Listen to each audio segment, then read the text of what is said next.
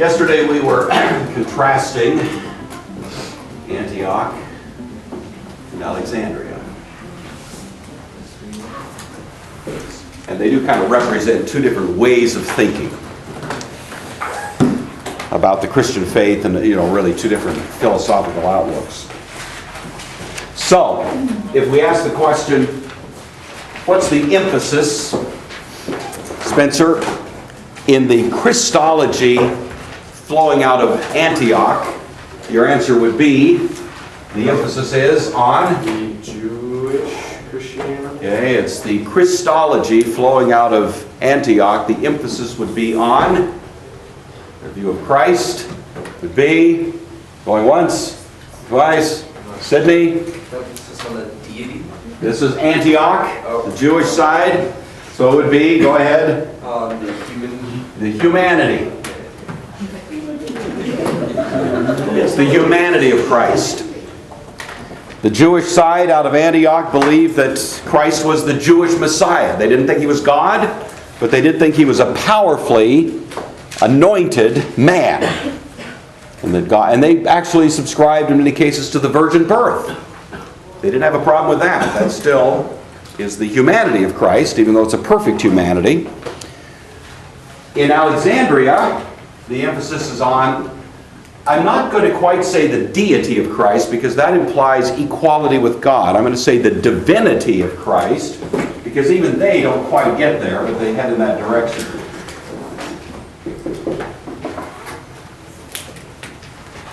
In Antioch, salvation looks like what?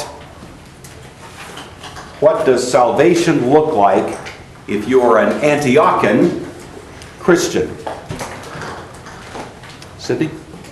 They believe that Christ's death had somewhat of atoning power, but that good works are necessary. All right, you've answered well a slightly different question, but I'm going to go with your answer. My question was, what does salvation look like? You answered the question, how is salvation achieved? And that was a question I wanted to ask, so I'm just going to ask it right now. And you've given a good answer. Salvation is achieved basically in the Antiochian outlook by some form of good works. It is a works-based approach to salvation. And that's very much like, of course, what Jesus himself dealt with when he's, dealing with the religious leaders, the Jewish leaders, the Pharisees especially, but certainly others besides them in the Jewish economy. They placed a heavy emphasis on virtue. Salvation is by, what? Keeping the law, that sort of thing. This continues. So Antioch still has that strong kind of emphasis going on. How do you suppose salvation is achieved in the Alexandrian approach, which is more Greek? Any ideas? How would salvation be achieved there? I didn't talk about this. I'm asking you to extrapolate. I want you to kind of think beyond the implications of what we were saying. How would salvation be achieved in this more Hellenistic setting? Sydney, go ahead. Well, I remember one of Tertullian's warnings against philosophy in the Christian outlook is that it's not so much salvation by faith, but achieved by knowledge of the Scriptures. Okay, that's the idea. Then you were going to say something, and then you retracted it. And that's that. You're going in the right direction. Anybody? In Antioch, you're saved by good works. In Alexandria, you're saved by, you give it in one word, and you said it. What would be the word? Knowledge. Knowledge.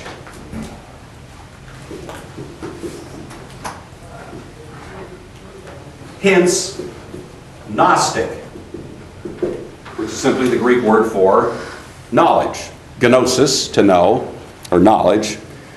Gnosko, to know, so on. Gnosticism stands for the idea that you're not saved so much by what you do, you're saved more by what you know. And oftentimes the knowledge is acquired not by going to a school where you get brilliant lectures. and take notes and pass tests.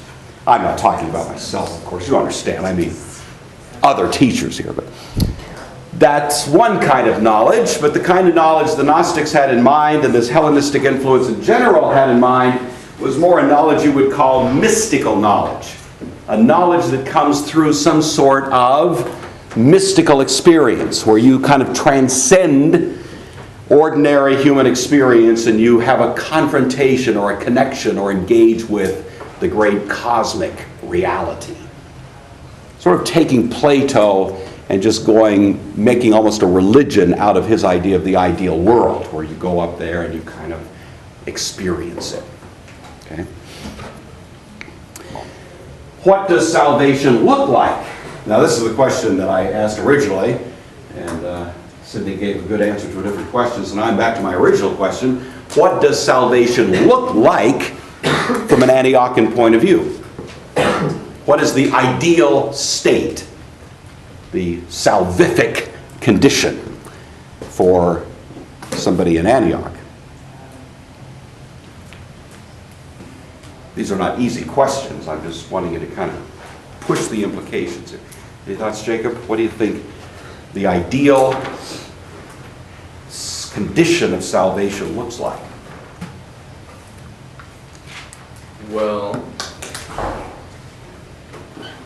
since they emphasize the divinity of God and this kind of... We're in Antioch here. Oh, we're in Antioch? Yeah, sorry. Oh. What is a little, maybe I misspoke. I may have misspoken. I meant, what does the ideal condition looks like in Antioch?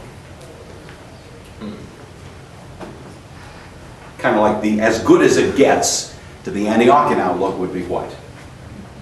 I'm not really sure. Okay, anybody want to, it's not an easy question, but I alluded to it yesterday, yeah.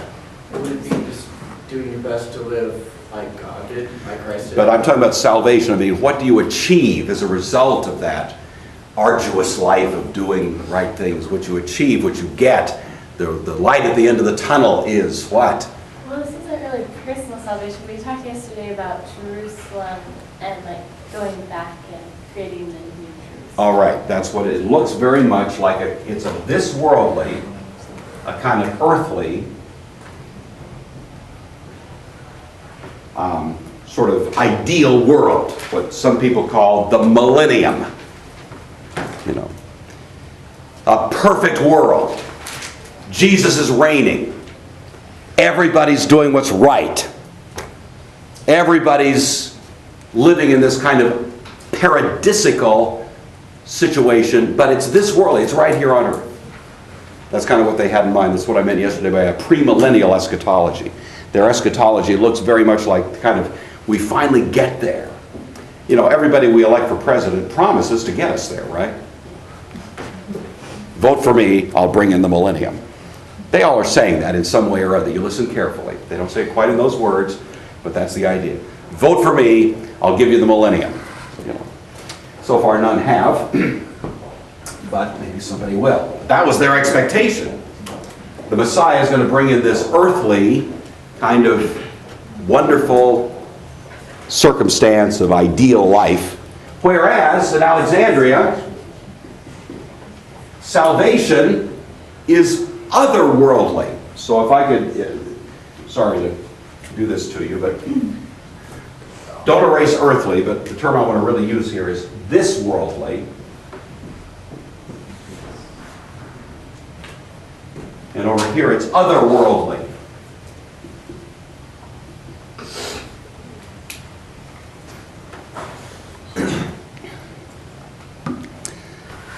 In the Greek understanding, you escape from this world. Salvation doesn't happen here in this world. You know, Socrates drinks the hemlock, and he's going to a better place. Don't weep for me. I'm out of here. I'm off the wheel. I'm going to the wonderful, you know, consummation of reality, which isn't here at all. And so for him, it's salvation from this world, whereas for the Antiochian view, it's salvation in this world. Okay? How about on their view of God? What's the fundamental outlook, Krista, with respect to the nature of God if you're an Antiochian Christian?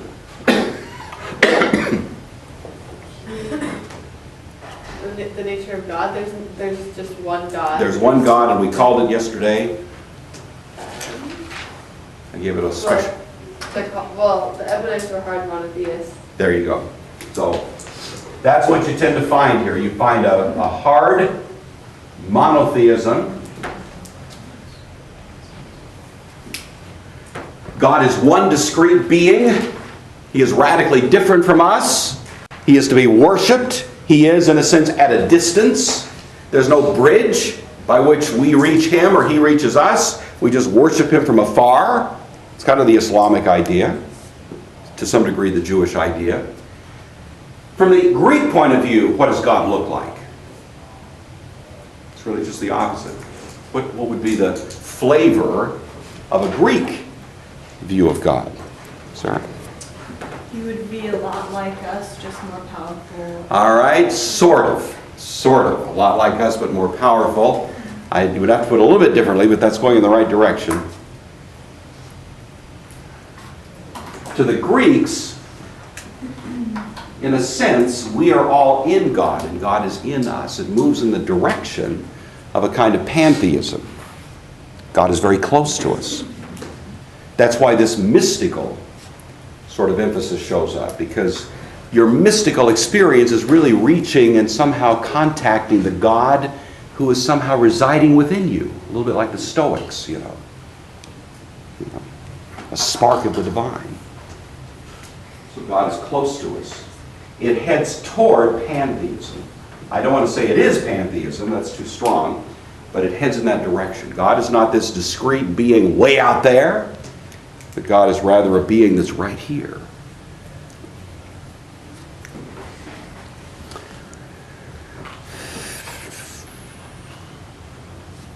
Now, what I'm trying to give you here is not simply a way of distinguishing Antioch from Alexandria, but I want you to understand that down through the history of religious thought, you're going to find basically these two outlooks. You know, it's just there. In the world of, say, offbeat religious movements today, you can put them in one of two categories. For example, if I said, how about the religion, the Jehovah's Witnesses? Do they head more in the direction of Antioch or in the direction of Alexandria? The Jehovah's Witnesses. From what you know about them, where would you put them? Would they be more, you say, that's right, Josiah? More Antioch. That's right. And why would you say that? Because they deny the divinity of Christ. They do that? And I think they're more monotheistic. They're more monotheistic, hard monotheism, no Trinity. What else? And I think they definitely advocate the life filled with good works. Good works by salvation, exactly. What else? I guess the last one. I guess their idea of salvation is that it's going to be of this world. That's right. That's right. Everything's gonna change. These people are on all fours with it. You have a Jehovah's Witness come to your door. First thing they're going to hand you is a little tract. It's got a little picture on the front. And have you ever seen these? It shows this wonderful mom and a dad and little kids, and there's a nice little fuzzy lion over here and a giraffe over there, and birds are flying in the air, and you think, is this the San Diego Zoo? What is this? How come that lion isn't crunching up that little child? And the reason it's not happening that way is because you're in paradise. And that's what Jehovah's Witnesses are looking forward to, is salvation, which is very this worldly. It is absolutely this. And there's a bunch of others out there like it. But now if I said to you, how about Christian Science? There's a different, unorthodox religious. How many know anything about Christian Science? Do you? Where would you put them? It's kind of an easy question now, but what do you know about them? Christian Science, Mary Baker Eddy is the founder of it back in the early 1800s. And why would she represent a more Alexandrian kind of outlook? The picture is just very otherworldly, definitely aliens and all of that good stuff. I don't know totally. I've heard a mixture of stuff. But Are you talking about Scientology or Christian I might have Science? flipped over to Scientology. See, L. Ron Hubbard founded Scientology. It also. Okay. Well, let me put it this way. In terms of orthodoxy, Scientology makes Mary Baker Eddy look like John Calvin. I mean, if this is where we are with Christian Science, then Scientology is actually outside the window, about 40 yards down the parking lot. But you're right, it goes in that direction. But Christian Science, anybody ever studied Christian Science or anything about it? Christian Science, it's mind over matter. Mind is what, it's healing by positive thinking. Your body is less real than your soul. It's very Platonic. It's pure Gnosticism. Mary Baker Eddy was a Gnostic. All she did was warm over a heresy that the church disposed of in the 2nd and 3rd century, reinvented it, and sold it to the American public in the late 1800s, and voila, we have a wonderful cult. But it goes in this direction. It goes in the Alexandrian direction. All I'm saying is, virtually every religious scheme out there has to go one way or the other. My own view is that Orthodox Christianity is delicately balanced. It affirms both the deity and the humanity of Christ. It says God is both transcendent and immanent. It says that salvation is a matter of knowing something, but it will translate into good works in your life. You see, Orthodox Christianity kind of walks this tightrope down the middle between these two. But you fall off the rope either way, you fall into heresy land. And you can pick your heresy, but it's going to have some of those same themes going on. Does that make sense what I'm saying to you? This will be helpful to you. Learn this. This will help you, my children. If you'll kind of think in these terms, because when you start talking to people who have some brand new, wonderful, big deal religious insight, and they want to say, oh, it's brand new, you never like this. You say, well, no, actually, it's not new. The church was dealing with that, 1,400 years ago, and, here's what the church said then, and I'm saying the same thing today. How about New Age religion? That's kind of big these days. Where would you put that?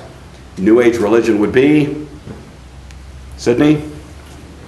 I think I would put it Alexandrian. Sure, absolutely. It'd be way over here in this kind of, New Age is just kind of neo-Gnosticism as well. Yeah. Where would Mormonism go? Mormonism would be more here. Mormonism's trickier because they have an idea that you are gradually deified. But that's eventually where Antioch wound up. The heresy there called adoptionism, which we will get to soon, maybe today, actually just takes the next step. Christ starts out perfect human, but then God gradually exalts him.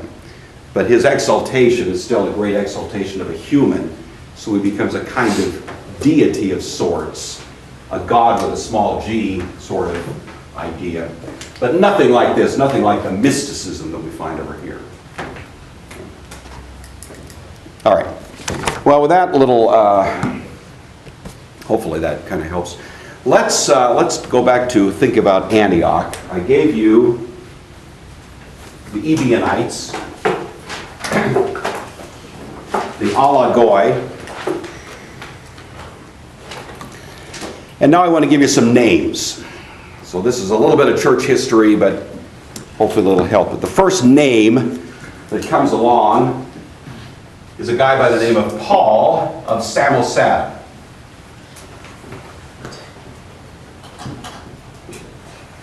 Paul of, I left out the of there, Samosata, S-A-M-O-S-A-T-A. If I had the nifty map that I used to have when you guys were in Bible context, I could point to Antioch on the map. In fact, you recall I drew it yesterday. Remember, here's Jerusalem, here's Antioch. You with me? Samosata is right about here. So Samosata is about 20 miles from Antioch. It's a little suburb of Antioch. But Paul of Samosata, who is a figure that shows up in the 3rd century, that's the 200s, is the bishop. He is the leader of the church, the Christian church in Antioch. Now, I want you to get that in your heads. He is the leader of the church in Antioch, but his theology is just radically heretical. So this is kind of, the problem is at this time, orthodoxy had not been well defined yet. Paul of Samosata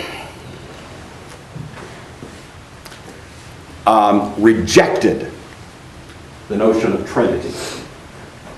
The Trinity, he said, is heresy. The Trinity represents an intrusion of Greek distortions into the Christian faith. So the leader of the church in Antioch in the 3rd century AD denied the Trinity. Okay? He was opposed to the use of the term logos. He said that represented an intrusion of Greek thought. He rejected the first, 14 verse or 18 verses, I think, of John's Gospel, sometimes called the prologue. In the beginning was the Word was with God, all of that. He rejects all of that. He accepts John's Gospel, but says the first 18 verses were added later by a Greek. So get rid of that. He's the first higher critic. Get rid of those, parts of the Bible that don't. Paul of Samosata is the first guy who clearly gave us something called adoptionism.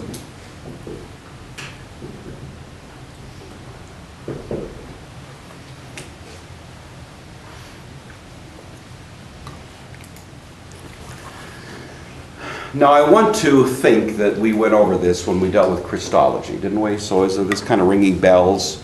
And I think I may have said at the time, we'll come back to this in philosophy and look at it again. So hopefully this is not brand new to you. So with that little precursor to the question, what in the world is adoptionism? Stephen?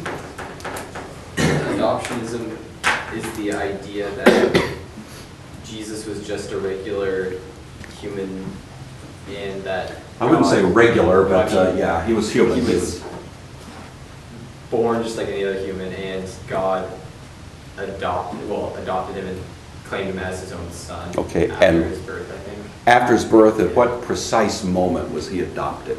I think at his baptism. That's right. Okay. So adoptionism is the general idea that Jesus, now I wouldn't say a regular human, but I think what you mean is he was truly human. He wasn't part God, part man, or anything like that. He was a human being. Paul of Samosata did affirm the virgin birth. He believed that Jesus was born of a virgin. That didn't make him God, it just made him a man not touched by sin, according to Paul of Samosata. He lived a sinless life, but when Jesus arrived at the Jordan River and was baptized by John the Baptist, an extraordinary thing happened. Namely, God adopted Christ. You are my son. In you I am well pleased. You see, that's the announcement of heaven when Jesus is baptized. And that adoption begins a process by which Jesus is gradually elevated to become something like a God. The change is powerful and dynamic, and thus it gives rise to a heresy that's been called traditionally what? This is in your notes from somewhere. And the name of the heresy is, it's a two words, and it's the idea that God powerfully raises Christ into ever increasing higher levels of dignity and glory and so on, and the heresy is called, no takers? Matthew, don't remember this? No? Its initials are D-M. Josiah, you pull this out? No? Spencer?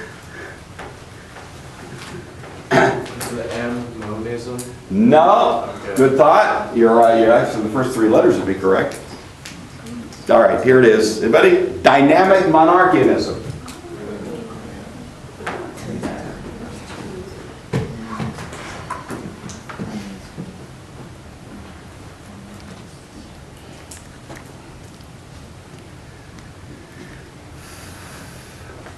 This again is something like the Jehovah's Witnesses.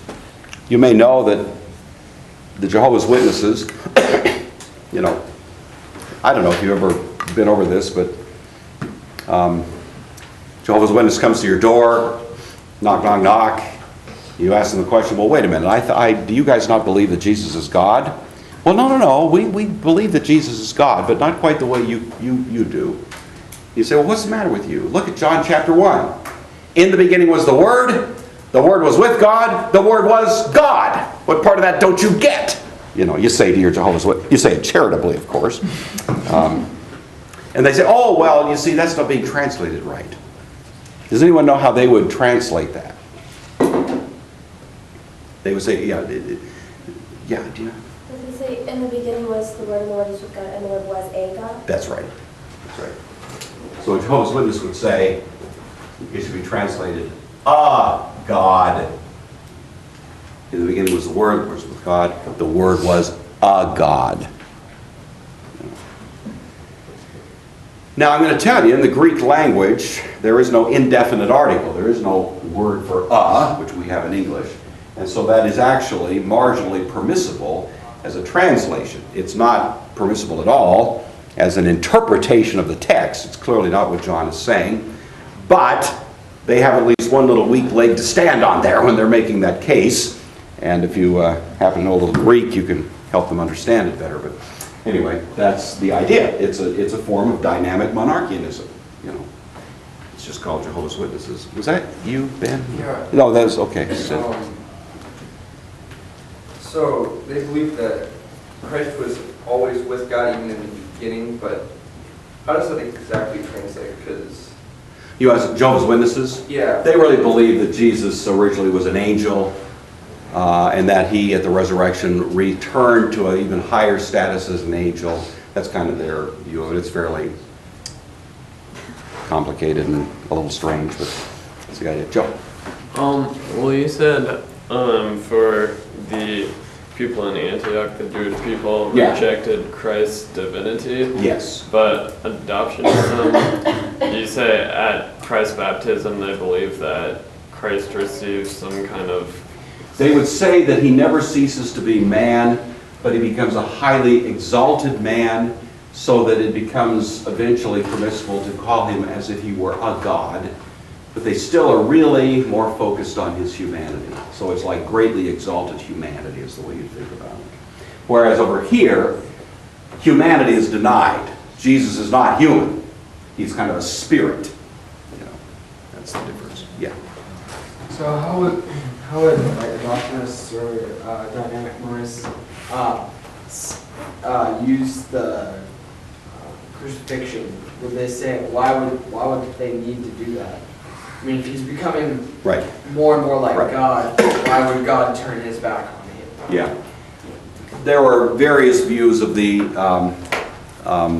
meaning of the crucifixion, but for the most part, they had this notion that Jesus gives himself in the great supreme act of self-sacrifice, and that may have some atoning effect, but really one of the greatest effects is it becomes a paradigm by which you can also follow in the same path of self-sacrifice. Jesus becomes something like an example of the most extraordinary good work, and we should all follow in works that are also self-sacrificing good works. It becomes an example theory of the atonement in some ways. So then how, our Christ's crucifixion for us it atones for our sins. Right. But what, does that atone for their sins too? Or do they believe in sin? They believe that the atonement of Christ will apply to you, but only as you in good works really make it your own. You have to live a life of pretty robust, hard-working effort and virtue. So do you have to work off your sin then? That's one way it's conceived of. There's no one answer to this. You'll find different strands. Okay. Contemporary Judaism would take exactly the approach you just described. If I do a sinful thing, then I need to go and do a bunch of extra good works to compensate for it. Okay. Not all would take quite that view. It's not like there's one consistent party line here, but it all has to do with with the atonement of Christ really being conditioned on my life of good works. One way or another, that's what's involved. Okay. Yeah. Was Jesus ever called Jehovah in the original Greek of the New Testament? No, but then you never have the word Jehovah as such used in the New Testament, you know. The closest to it you get is Jesus using the ego eimi formula, I am, before Abraham was, ego eimi. And that's virtually taken as comparable to Yahweh, but you don't have, you might say, that actual Hebrew word in the Greek. The unity that Christ says he has with the Father when he says, I and the Father are one, is a moral unity, not an ontological unity, not a substantive unity. It's a moral unity. Jesus is one with the Father at the point of their moral will or purpose.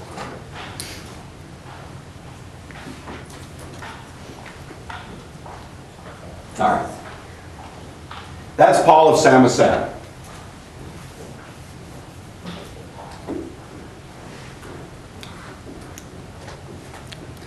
I want to jump over now and talk about what's happening in Alexandria. And again, repetition is the hallmark of education. You've heard most of this before. Slightly different context, but some of the same themes. The first guy that pops up that we're interested in Alexandria is a guy by the name of, oh boy, I'd be so impressed if anyone remembers this.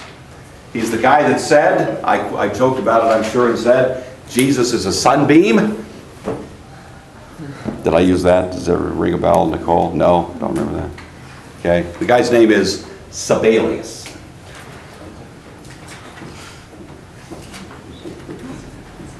Does anybody remember the name Sabellius? Sort of. 3rd century, this is the 200s.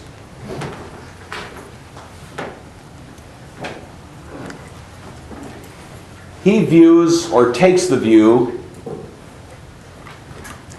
that Jesus is divinity, not humanity.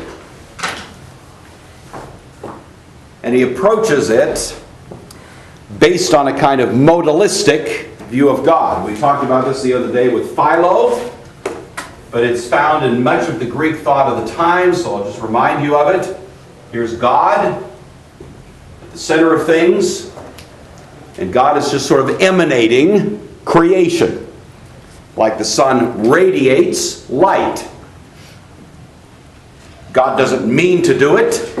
He's very much like Aristotle's God. He just does it by nature. God isn't thinking much about it. It's just kind of the way God is. The first level of emanation, the very closest to God, the highest level of being that flows out of God is called the, go ahead Spencer, that would be the Logos, right?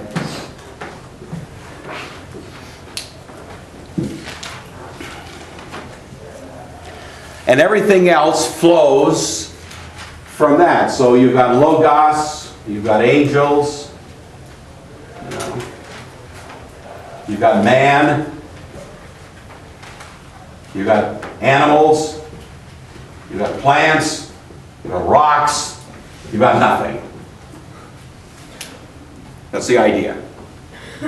So the further you get from God, the closer you get to unreality, nothingness.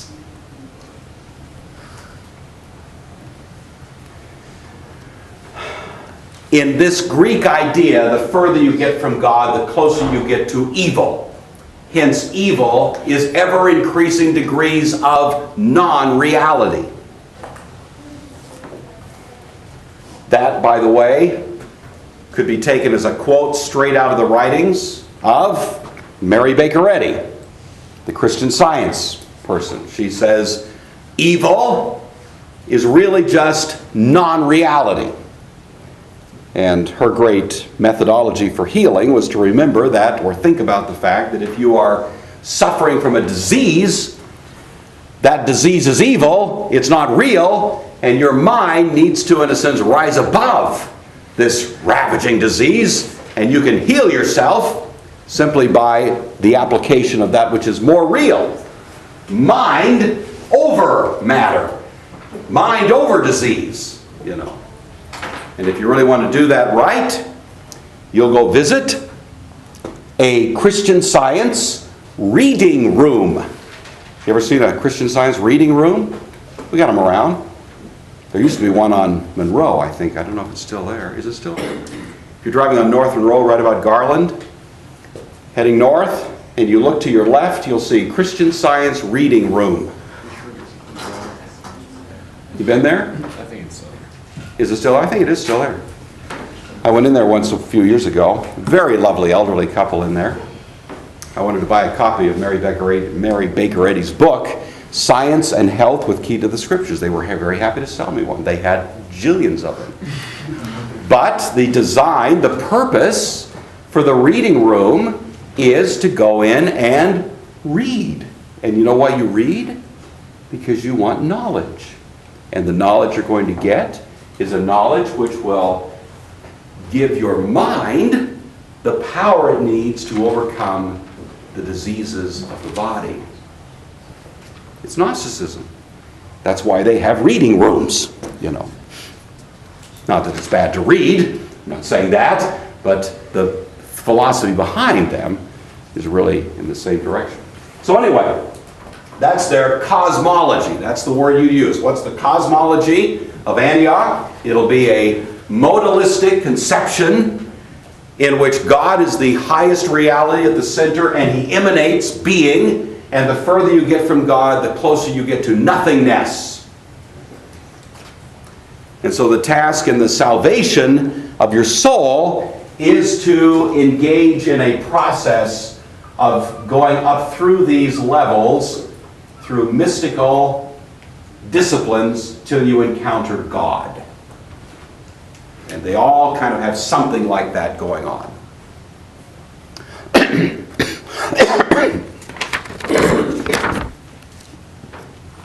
This is why this particular view is at least subtly pantheistic.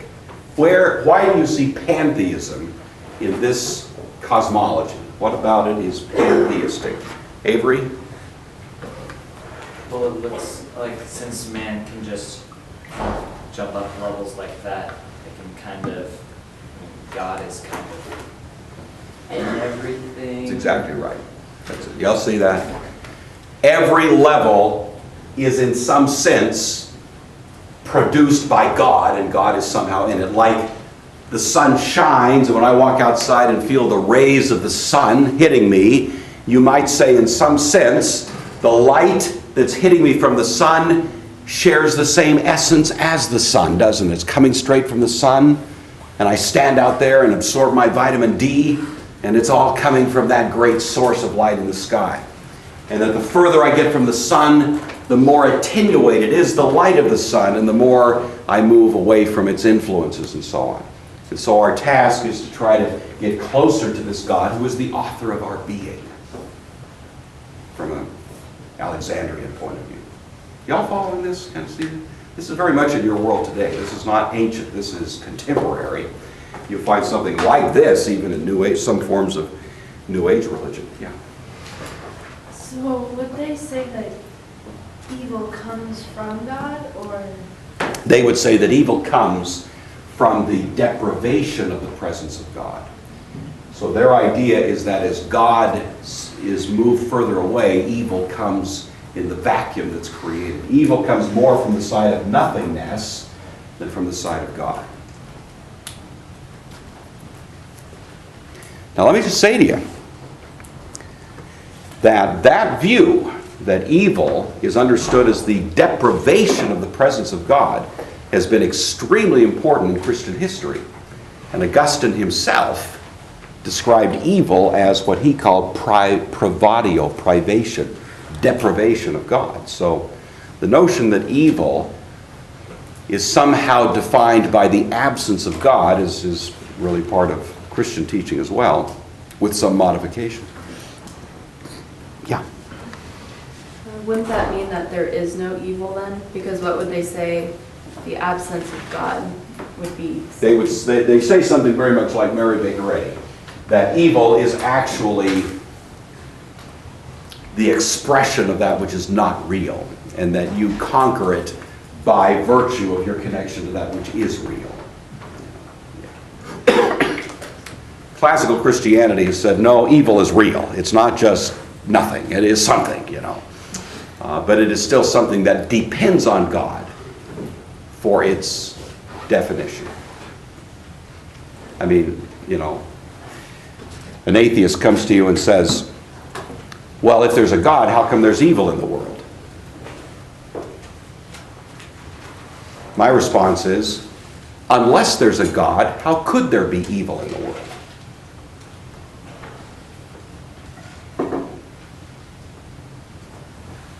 You realize if there's no God, there is no evil. It takes God to have evil. I always love it when an atheist asks me, well, you believe in God, then how come there's so much evil? How do you even know there is such a thing as evil unless you assume that there's a God? You know. Otherwise, there's just amoeba. There's just ants. There's just molecules. There's just dust in the wind.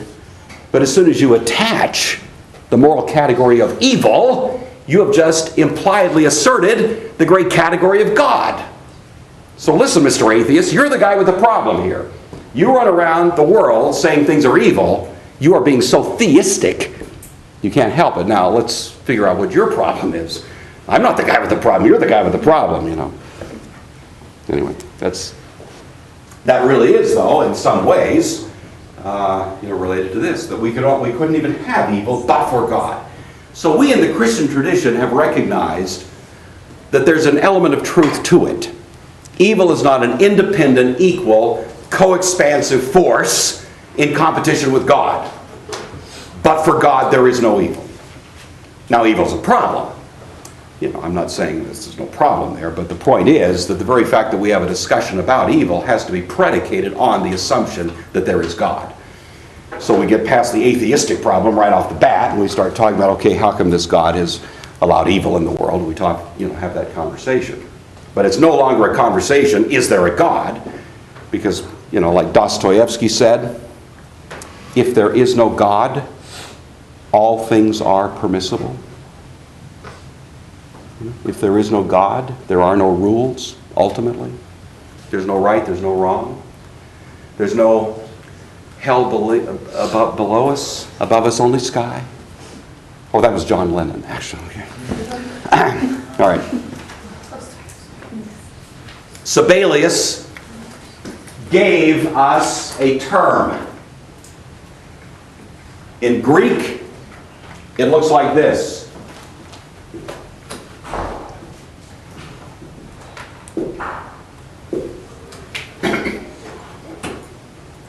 Homoousia. Remember that? Remember that, Trevor? Homoousia? Good. What does it mean? Just think, it's only been a year. I think it's only been a year since you guys studied this stuff. It hasn't been that long. Not like Bible context, which was 18 years ago. This is just fairly recent. Homoousia. There was a phrase given to us by Sibelius, who fully subscribed to all the stuff I've just described here. And he said, Christ is homoousia with the Father.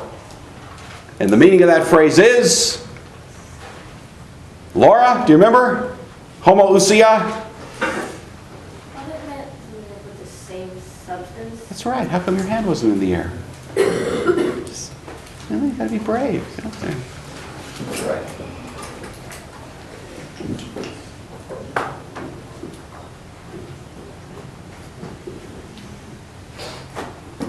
So homoousia, same substance.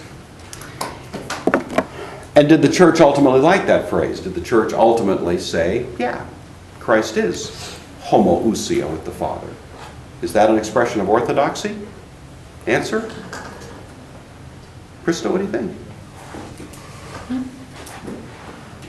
Yes. Yes. And why is it? Why is that an orthodox statement? Because they're the same, they're the same person. All right.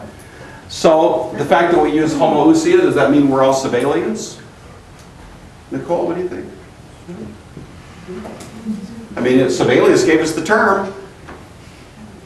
No, Brad. What's the difference between Sabellianism and orthodoxy, even though we both use the same term, homoousia? We both use the same term. What's the difference? Well, we believe that Christ was also fully human. It's part of it. Yeah. We believe homoousia in a Trinitarian sense. One essence, three persons. Sabellius meant it in a modalistic sense. God is radiating Logos, and that Logos is one with the Father in that emanation sense, So it's a quite different idea, but we still use the same language. Yeah. Wouldn't that mean technically that we're also made of the same stuff? Because we're just, not as much though, maybe, Yeah. or? Yeah, that's right. Christ is just higher, and that's part of the pantheism. We all have this kind of God in us, because we all are expressions of that emanation. Yeah, absolutely. Even rocks, but rocks have much less than man. Man has much less than angels. Angels have less than Logos, But yeah, we're all... And it was this sort of idea, we talked about this earlier with Philo, this was exactly what the writer of the Hebrews was trying to get rid of. He was trying to reject a similar sort of cosmology. And if you read chapter 1 of Hebrews, you'll see that really seems to be, what's behind his writing there. All right, so we've made it through Paul of Samosata, we've made it through Sabellius, and the place where we pick up next time out is with the chief student of Paul of Samosata, who's the guy that provoked the Nicene Council, and that guy's name is, what's the name of it's actually the next generation after Paul of Samosata, the man who most importantly provoked the Nicene Council in 325. It was the blank heresy, and it's called, his name is, anybody? Please help me, Krista? Apollinarius? No. Apollinarius is later. Anybody? Jacob? Remember this? Do not. You do not. All right. See, it's not wasting our time to go back over it, is it? Arius, and Arianism. All right? Were you thinking that, Josiah? Why wasn't your hand in the air, my son? Okay, no, this was it. So we'll pick up with Arianism. Domani.